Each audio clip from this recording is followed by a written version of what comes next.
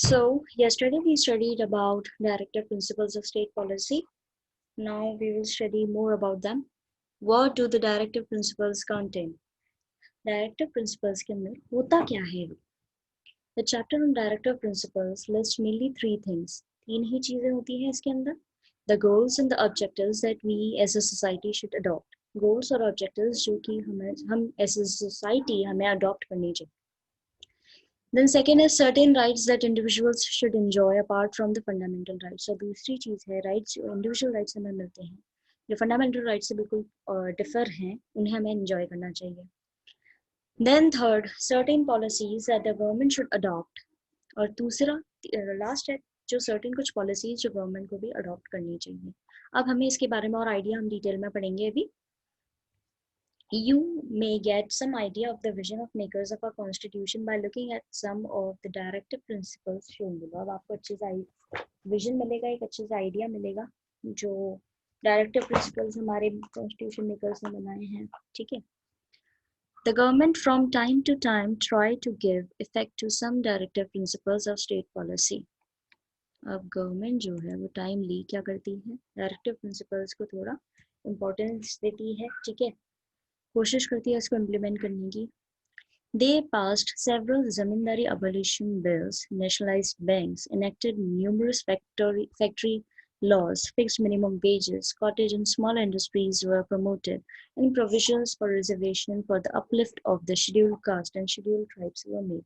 अब गवर्नमेंट कैसे इन directive principles को ला रही है, इम्प्लीमेंट कर रही है. उन्होंने कई सारे जमींदारी अबोलिशन बिल्स, जमींदारी हटा देने के लिए उन्होंने काफी बिल पास करे हैं. नेशनलाइज बैंक्स यानी कि नेशनल बैंक खोले गए हैं. इनेक्टेड न्यूमरस फैक्ट्री लॉज यानी फैक्ट्री के अंदर काम करने वाले जो लोग होते हैं उनके लिए भी इन्होंने कई सारे लॉज जो हैं वो betterment for a better work place provide कराने के लिए उन्होंने कई सारे लॉज पास करे हैं. फिक्स्ड मिनिमम वेजेस इन्होंने डिसाइड करें कि मिनिमम आपको इतना वेज तो देना ही होगा, सैलरी इतनी देनी ही होगी. कॉटेज और स्मॉल स्केल इंडस्ट्रीज जो थी उनको प्रमोट किया गया है. प्रोविजंस लाए गए हैं किसके लिए, for the reservation for the uplift of the scheduled caste and scheduled tribes. जो शेड्यूल्ड कास्ट और शेड्यूल्ड ट्राइब्स हैं उनके अपलिफ्टमेंट के लिए, उनके बेटर करने के लिए स्टैंडर्ड ऑफ लिविंग को कई सारे रिजर्वेशन पॉलिसीज भी जो प्रोविजंस लाए गए हैं वो भी बहुत इंपॉर्टेंट है जिससे उनको भी अपॉर्चुनिटी मिले प्रॉपर सर्वाइव करने की. Such efforts to give effect to the directive principles include the right to education, formation of Panchayati Raj institution all over the country, partial right to work under the employment guarantee program and the midday meal scheme, etc. अब इस तरह के efforts के अंदर कैसे directive principles में क्या include हुआ है, यानी राइट टू एजुकेशन यानी कि पढ़ने का सबको है, formation of Panchayati Raj institution all over the country, पूरी कंट्री के अंदर इन्होंने पंचायती राज इंस्टीट्यूशंस खोले हैं. Partial right to work under employment guarantee programme शुरू करा है इन्होंने. देन मिड डे मील की स्कीम शुरू करी और ऐसे कई सारे वो चीज हैं. Then fundamental duties of citizens. अब फंडामेंटल ड्यूटीज क्या है सिटीजन्स की. 1976 the 42nd amendment of the constitution to the constitution was passed. 1976 के अंदर 42nd amendment जो है constitution में पास हुआ था, यानी कि इम्प्रूवमेंट लाया गया था.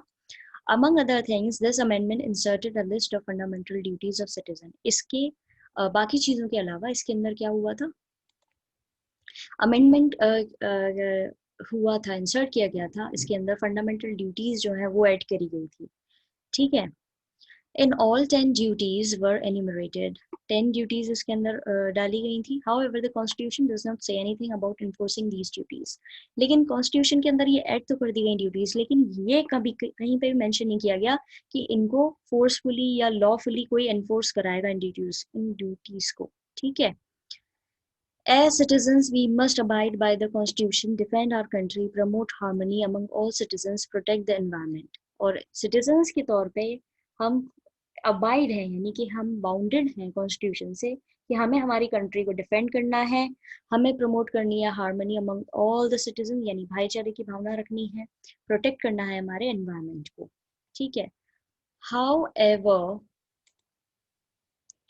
it must be noted that our constitution does not make the enjoyment of rights dependent on the conditions upon fulfillment of duties. अगर फिर भी कॉन्स्टिट्यूशन जो है इसमें ये नोट किया गया है कि ये किसी भी इंजॉयमेंट यानी कि राइट्स ऑफ डिपेंडेंट राइट्स या कंडीशनल अपलिफ्टमेंट जो है हमारी ड्यूटीज का, वो उसका कॉन्स्टिट्यूशन से कोई प्रॉपर लिंक नहीं है. In this sense the inclusion of fundamental duties has not change the status of our fundamental rights. तो ये फंडामेंटल ड्यूटीज जो इंक्लूड की गई थी उससे फंडामेंटल राइट्स के स्टेटस में कोई ज़्यादा चेंज नहीं आया, क्योंकि इन्होंने लिस्ट तो अंदर उसमें कर दी मेंशन, लेकिन उन्होंने ये चीज़ कहीं पे भी नहीं बोली कि हम इसको इम्प्लीमेंट करेंगे ही करेंगे. ये आपके ऊपर है कि ये करना चाहें, आप करना चाह रहे हैं, आपकी अपनी ड्यूटीज़ हैं वो आप कर रहे हैं तो अच्छी बात है, और इनको करनी होगी तो ये भी करेंगे.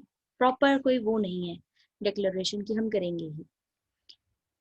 Then relationship between fundamental rights and directive principles. अब रिलेशनशिप क्या है फंडामेंटल राइट्स और डायरेक्टिव प्रिंसिपल्स के बीच में? It is possible to see both fundamental rights and directive principles as complementary to each other. ये दोनों hand in hand चलते हैं, ठीक है, complementary एक दूसरे के साथ में चलते हैं. Fundamental rights restrain the government from doing certain things, while directive principles exhort the government to do certain things. अब fundamental rights क्या करते हैं?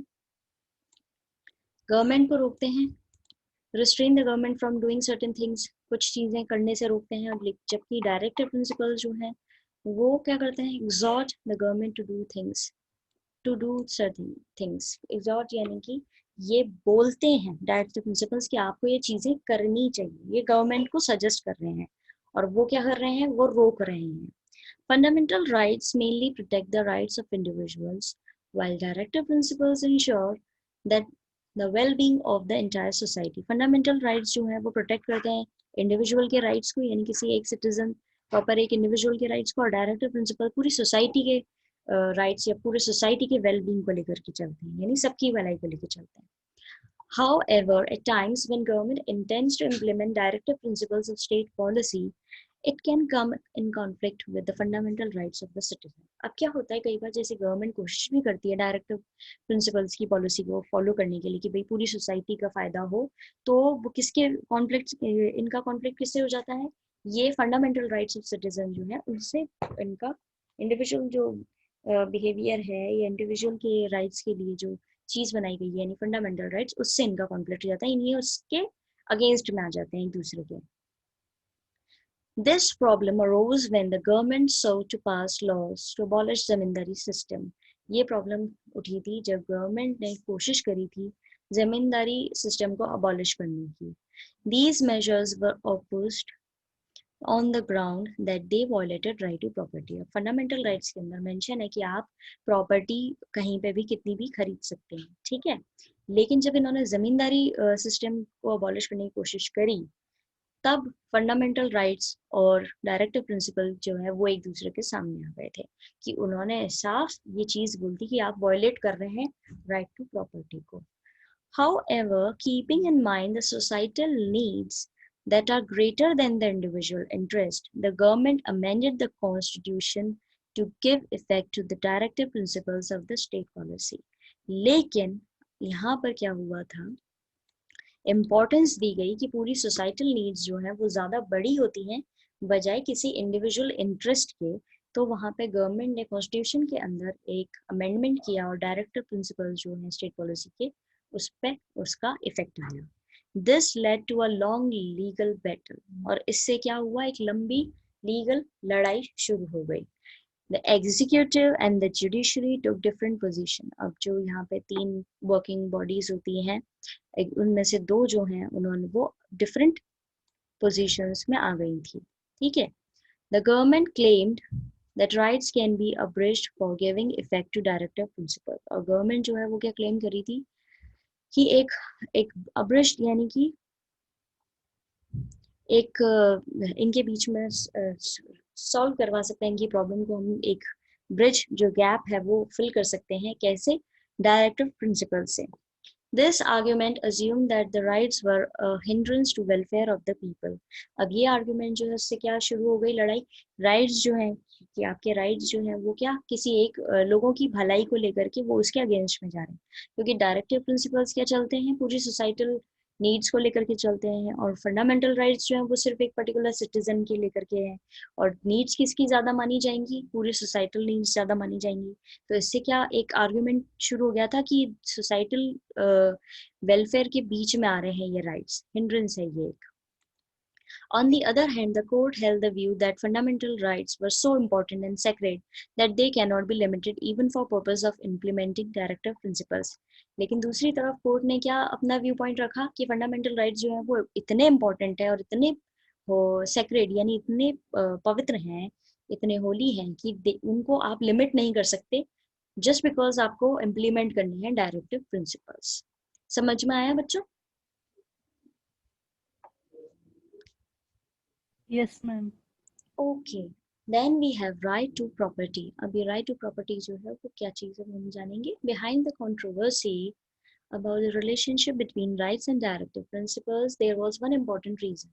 अब जो कंट्रोवर्सी चल रही थी राइट्स और डायरेक्टिव प्रिंसिपल के बीच में, उसमें एक इम्पॉर्टेंट रीजन निकल के आया था कॉन्स्टिट्यूशन के अंदर। In the constitution originally there was a fundamental right to acquire and possesses maintain property. उनकी फंडामेंटल राइट्स में ये एक चीज़ थी कि आपको राइट है कि आप खरीद सकते हैं, हक जमा सकते हैं और मेंटेन कर सकते हैं प्रॉपर्टी को। But the constitution made it clear that property could be taken away by the government for public welfare. लेकिन उसके अंदर ये चीज़ भी मेंशन थी कि कॉन्स्टिट्यूशन आपसे वो आपकी प्रॉपर्टी ले सकता है, गवर्नमेंट ले सकती है, सॉरी कॉन्स्टिट्यूशन में गवर्नमेंट ले सकती है पब्लिक वेलफेयर के लिए, यानी कि पूरे लोगों के वेलफेयर के लिए वो आपसे आपकी प्रॉपर्टी भी ले सकता है। Since 1950, government made many laws that limited this right to property. 1950 से गवर्नमेंट ने कई लॉज बनाए हैं जिसको राइट टू प्रॉपर्टी को लेकर के उन्होंने लिमिटेशन रखी है उन्होंने। This right was at the center of the long debate over the relationship between rights and directive principles. अब ये चीज़ जो है ये एक बहुत ही लंबे समय से चल रहा वाद विवाद है रिलेशनशिप के बीच में राइट्स और डायरेक्टिव प्रिंसिपल्स को लेकर के। Finally, in 1973, the Supreme Court gave a decision that the right to property was not part of the basic structure of the constitution. Therefore, parliament had power to abridge this right by an amendment. 1973 के अंदर supreme court ने अपना decision दिया कि right to property जो है वो constitution का बेसिक स्ट्रक्चर का पार्ट नहीं है, इसीलिए पार्लियामेंट के पास पावर है कि वो इस चीज को, इस राइट को अमेंड कर सके, यानी कि इसको सॉल्व कर सके। In 1978, the 44th Amendment of the Constitution removed the right to property from the list of fundamental rights and converted it into a simple legal right under Article 300A. 1978 के अंदर 1978 के अंदर 44th अमेंडमेंट आया constitution में, जिसमें हटा दिया गया राइट टू प्रॉपर्टी वाला राइट फंडामेंटल राइट्स में से और कन्वर्ट कर दिया उसको सिंपल लीगल राइट के अंदर। ठीक है, अब वो फंडामेंटल राइट्स में से हटा दिया तो उसकी इंपॉर्टेंस जो है वो थोड़ी सी कम हो गई। What difference do you think this change of status makes to the right of property? अब आप पढ़ेंगे कि क्या डिफरेंस जो है, इससे फर्क पड़ा होगा ज्यादा। This generated another complicated debate. इससे और कॉम्प्लिकेटेड डिबेट शुरू हुआ। This related to the amendment of the constitution, और ये किससे रिलेटेड था? जो कॉन्स्टिट्यूशन में अमेंडमेंट्स हो रहे थे उससे रिलेटेड थे। The government was saying that the parliament can amend any part of the constitution. सरकार कह रही थी कि वो पार्लियामेंट जो है वो किसी भी हिस्से का, कॉन्स्टिट्यूशन के किसी भी हिस्से को अमेंड कर सकती है, यानी चेंज कर सकती है। The court was saying that the parliament cannot make an amendment that violated fundamental rights. और कोर्ट ने ये कह दिया था कि पार्लियामेंट कोई भी चेंज, अमेंडमेंट नहीं ला सकती अगर वो फंडामेंटल राइट्स के अगेंस्ट में जा रहा है। ठीक है, तो कॉन्ट्रोडिक्टरी स्टेटमेंट्स आ गए हैं यहाँ पे। This controversy was settled by an important decision of the Supreme Court in Keshav Nanda Bharti case. अब ये controversy जो है उसमें एक important decision लिया सुप्रीम कोर्ट ने, कहाँ पर, कौन से केस में? केशव नंदा भारती केस में। In this case, the court said that there are certain basic features of the constitution. इस केस में कोर्ट ने कहा कि कुछ बेसिक फीचर्स हैं हमारे कॉन्स्टिट्यूशन के, and these can not be changed by the parliament. और ये जो पार्ट है कॉन्स्टिट्यूशन का, जो ये फीचर्स है हमारे कॉन्स्टिट्यूशन के, वो आप या पार्लियामेंट चेंज नहीं कर सकती। ठीक है, क्योंकि आपको पता है अमेंडमेंट कैसे लाया जाता है, पार्लियामेंट के अंदर बिल पास होता है दोनों हाउसेज में, तब होती हैं चेंजेस हमारे कॉन्स्टिट्यूशन के अंदर. We shall discuss this in greater detail in chapter 9 on constitution as living document. ये हम फर्दर पढ़ेंगे 9th चैप्टर के अंदर. So the conclusion is, in the writings of Jyoti Rao Phule, 1827-1819, a radical social reformers from Maharashtra, we find one of the earliest expressions of the view that rights include both freedom and equality. अब इन्होंने ज्योति राव फुले ने लिखा है कि एक social reformer थे ये महाराष्ट्र के. इन्होंने अपनी एक्सप्रेस किए हैं अपने व्यूज. इन्होंने बोला है कि हक है, दैट राइट्स इंक्लूड, राइट्स के अंदर आता है फ्रीडम भी और इक्वालिटी भी. During the national movement, this idea of rights was further sharpened and expanded to the constitutional rights. जब नेशनल मूवमेंट आया था तो ये आइडिया जो था राइट्स को लेकर के ये और ज़्यादा बड़ा, एक्सपेंड हुआ और ये कॉन्स्टिट्यूशनल राइट्स के रूप में फैला. Our constitution reflected this long tradition and listed the fundamental rights. हमारा कॉन्स्टिट्यूशन जो है ये एक बहुत ही पुराना ट्रेडिशन है, लंबा ट्रेडिशन है, और इसके अंदर सारे फंडामेंटल राइट्स मेंशन किए हुए हैं. Since 1950, the judiciary has functioned as an important protector of rights. और 1950 से ही जुडिशरी जो हमारा ऑर्गन है, उन्होंने हमारे राइट्स को प्रोटेक्ट करके रखा और उन्होंने अच्छे से फंक्शन किया है, इम्पोर्टेंट फंक्शन है इनका. Judicial interpretations have expanded the scope of rights in many respects. और ये judicial interpretations जो है उन्होंने rights का scope को जो है बहुत ही अच्छा रिस्पेक्ट दिया है, यानी कि उनका काम है उनको सेफगार्ड करना. The government and the administration of a country function within this overall framework. हमारी गवर्नमेंट और एडमिनिस्ट्रेशन जो है हमारी कंट्री का, वो सारे फ्रेमवर्क को लेकर के ही काम कर रहा है, फंक्शन कर रहा है properly.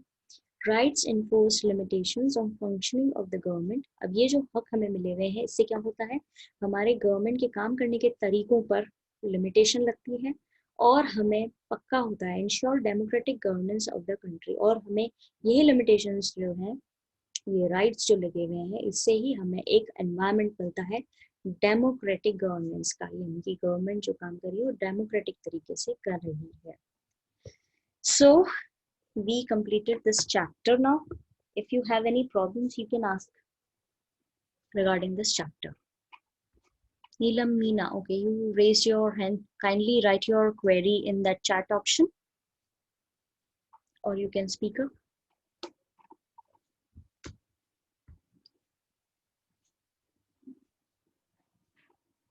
Students? Yeah, okay. There are only 3 or 4.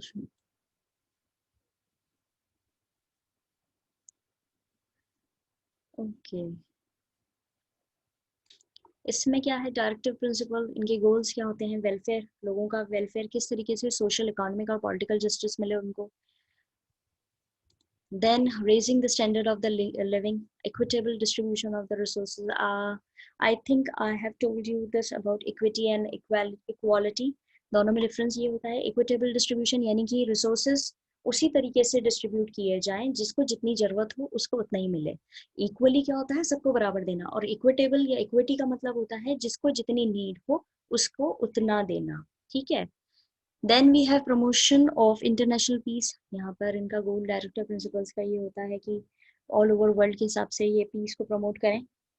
अब इनकी पॉलिसीज क्या होती हैं, यूनिफॉर्म सिविल कोड होता है, civil citizenship sort of, prohibition of consumption of alcoholic liquor, या आपको पता है यहाँ पर प्रोहिबिशन होता है, रोक होती है कि आप अल्कोहल कंज्यूम ना करें. Promotion of cottage industries, small scale industries को प्रमोट करें. Prevention of slaughter of useful cattle. अब यहाँ पे जो स्लॉटर हाउसेज होते हैं उनको रोका जाए. ठीक है. यूजफुल कैटल जो होते हैं उनकी स्लॉटरिंग नहीं हो, उनको काटा नहीं जाए. ठीक है. Then promotion of village panchayat, और विलेज पंचायत को भी ये प्रमोट करते हैं. ऑन अब है non justifiable rights. Educate livelihood, यानी सबको प्रॉपर एजुकेट लाइवलीहुड, इस पर ये जस्टिफाई नहीं कर पाए हैं. Equal pay for equal work for man and women. ये यहाँ पर इम्पोर्टेंट है कि इक्वल वर्क अगर मैन और वुमेन परफॉर्म करें तो उनको इक्वली पे मिले, मेन को ज़्यादा ना मिले या वुमेन को ज़्यादा ना मिले. राइट अगेंस्ट इकोनॉमिक एक्सप्लॉयटेशन, जो इकोनॉमिक एक्सप्लॉयटेशन हो रहा है उसके खिलाफ ये राइट प्रोवाइड कराएं, राइट टू वर्क, काम करने का हक सबको मिले, early childhood care and education to children below the age of 6 years। Compulsory होता है चाइल्डहुड, कंपल्सरी एजुकेशनल एक्ट है हमारे, राइट है हमारे कॉन्स्टिट्यूशन में सबके लिए। तो यहाँ पर चाइल्डहुड केयर भी मिलनी चाहिए बच्चों को, और उनको जो 6 साल से छोटे हैं उनको एजुकेशन भी मिलनी चाहिए। ये इनके डायरेक्टिव प्रिंसिपल्स की कुछ गोल्स, पॉलिसीज और नॉन जस्टिसिएबल राइट्स हैं। I think we only have 3 minutes left.